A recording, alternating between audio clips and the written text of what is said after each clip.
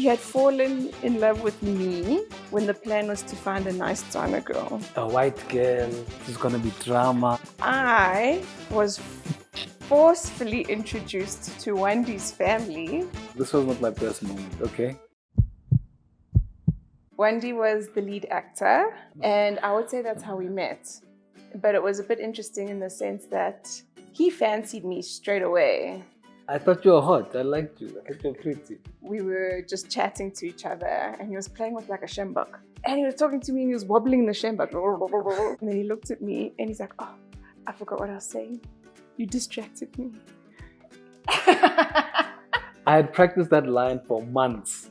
It just came out wrong. Film sets are so chaotic. It was amazing how Jess always felt like a place of calm on set. She was always loving and welcoming to everyone, which I found very endearing. That was the first impression I got of Jess, that she was a very warm, welcoming person. Thank you. You're welcome. So my first impression of Wandi, and at the time I used to call him Wandi Wonderful. I can remember the first time I had seen him. We had come through for lunch, and the cast were sitting down and they were very calm, you know, with their plates on their laps, and they were eating.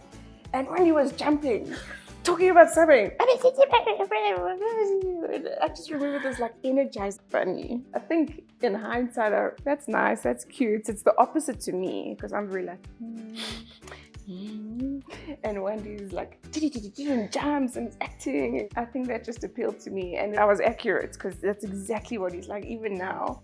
I think knowing whether we were the right people for each other was just such a feeling state thing for us. It wasn't anything about ticking boxes. I mean, for me, obviously, you know, I was just like, a white girl, there's gonna be drama. I had planned to marry a nice Tswana girl. Yeah, who's a teen, who's a mohodu, who's respectful. He fought the feeling. I fought it hard. I was like, no, no stress. I want a nice girl. Rustenburg. That didn't happen. It was literally the way I felt around her, and I know it sounds very cheesy, but it was a completedness I felt when I was with her. My least favorite thing about Jess is her temper. It's like it's on like Donkey Kong. But in the same breath, I think my most favorite thing is that Jess genuinely forgives. The thing I like most about Wandi is his lightness of spirit, I think. He'll always lighten your mood or make things feel lighter, that life isn't this hard thing you have to like wade through the mud with. My pet peeve about Wandi, he's lived in Johannesburg his whole life, but he will never remember how to get anywhere, even his own brother's house. Introducing families, white person versus black person. I was forcefully introduced to Wandi's family. Look, this was not my best moment, okay? About a year and a half into our relationship.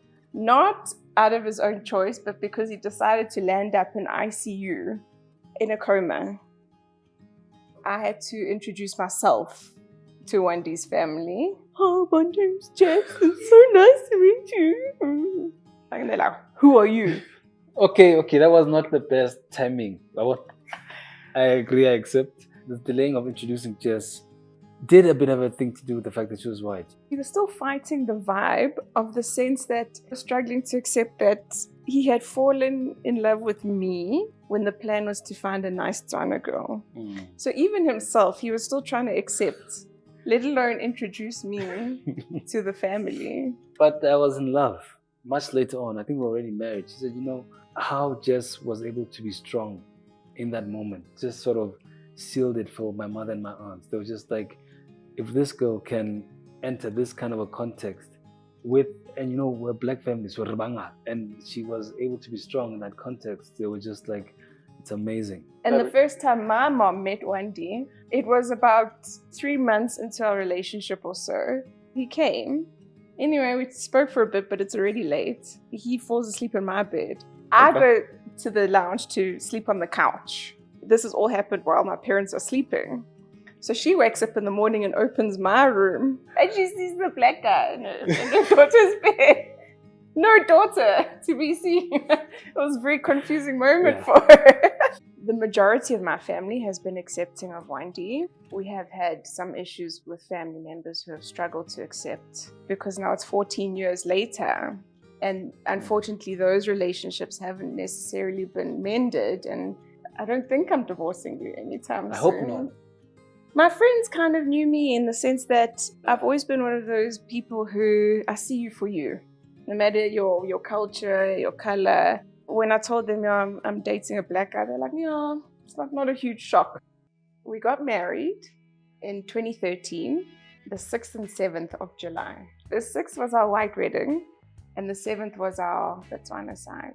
It was very important for my uncles that the token of Mahadi must be exchanged. It was great, actually, how Jess's mother and how they responded to it, because I think that the gesture is not a purchase of Jess, which is something that I feel are the beautiful elements of our culture that we need to sustain. It was very important to my uncles because they didn't want us to feel like we're disregarding our culture, just completely adopting theirs, but that there was a moment for the families to meet. So firstly, with regards to doing makoti requirements, Wandi's family is quite Christian. There's a lot of cultural elements that they may not include, which certainly made things a little bit easier for us. I would say there were those few requirements of me, but nothing that I felt very difficult. I think when it comes to cultural differences, they catch you off guard when you least expect them. Doing things as a makoti, things that are expected of me, have been a process throughout the marriage, yeah.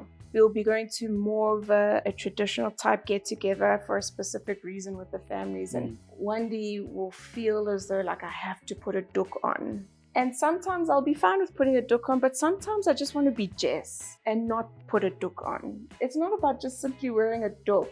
Sometimes I feel arbitrary because it's noticeable when the white girl wears a duk. So sometimes I just want to look like the normal one. I'm already standing out. I'm the only white person there. Can I just look like the white girl? No, now I must come as the white girl dressed as a black girl. I love, a lot of my fashion design has got to do with traditional wear. And then I'm like, yeah, I want to embrace it and be all in. Culture one is tricky. Race things stand out more with regards to memorable moments that are funny or awkward. Generally revolve around race. Yeah. There's always things happening. But I was walking in a mall once. I've got a bad habit of not zipping my bag closed. And Wandi has a habit of lingering behind me. He doesn't walk with me. He walks like a step or two behind me. And he's always been like that. It's just his thing. I'm just checking the streets to make sure that nobody's, I'm saying?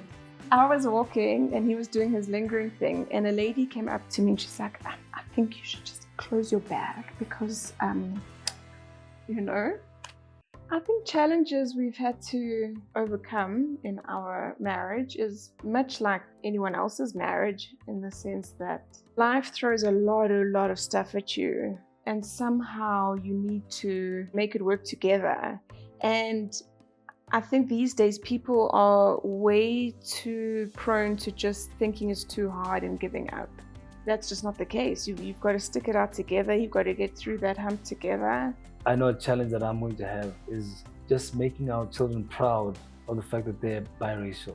So how, in what direction do we kind of navigate the cultural and racial aspects of our children? We don't force them in one particular direction or the other. My kids tend to spend more time with Wandi's family and their cousins from Wandi's side, but that's because a lot of my family is not here. They're in KZN still. But we kind of always chat to them and allow them to know that they've got all these different bloodlines and cultures. So with regards to language, and Wandi is very lazy with regards to speaking. Yes. Yeah, even Zulu, because Wandi did Zulu at school.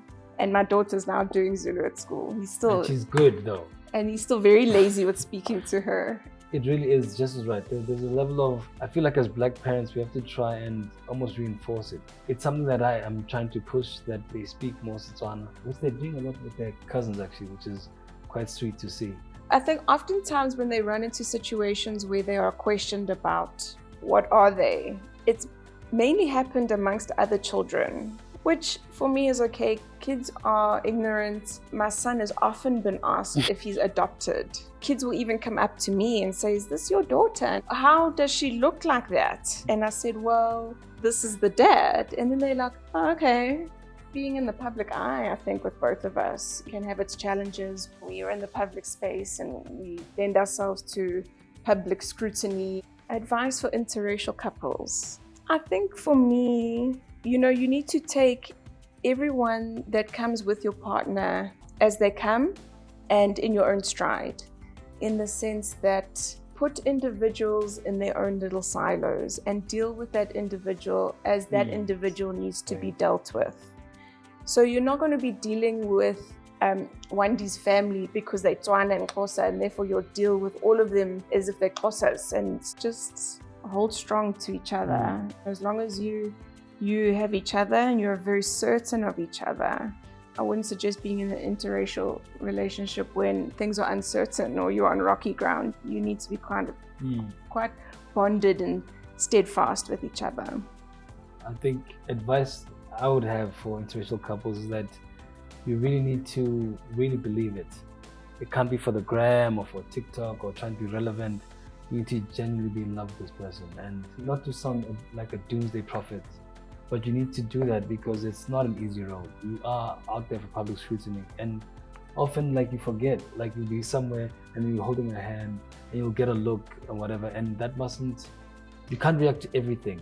I think the other thing is that I sometimes come across interracial couples where they so desperately want to believe that they as a couple are no different to any other couple in the world. And it's not advisable to be ignorant about who you are together either.